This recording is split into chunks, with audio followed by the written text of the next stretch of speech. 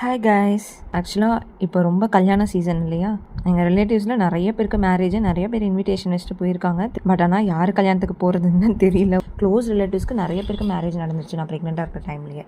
அதனால நிறைய நான் போகணுன்னு நினச்சது கூட மிஸ் ஆகிடுச்சு போகக்கூடாது அப்படின்றதுனால. ஆனால் இப்போ அப்படிலாம் கிடையாது. ஏன்னா எல்லாமே கிட்ட வேற வச்சுருக்காங்க. கொஞ்சம் லீவ் டைமில் அந்த மாதிரியும் வருது. அதனால போகணும். மோஸ்ட்லி வீட்டில் திங்ஸ் எல்லாம் எதுவுமே இல்லை. ப்ரெக்னெண்ட்டாக இருந்ததுலேருந்து எதுவும் க்ரீம்ஸு அது இதெல்லாம் எதுவும் யூஸ் பண்ணுறதே இல்லையா? சரி, போகும்போது மூஞ்சி கொஞ்சமாச்சும் பார்க்குற மாதிரி இருக்கணும்னு சொல்லிட்டு காஜல் அந்த மாதிரி ஐட்டம்லாம் போய் வாங்கிட்டு வரதுக்காக போயிருந்தேன்.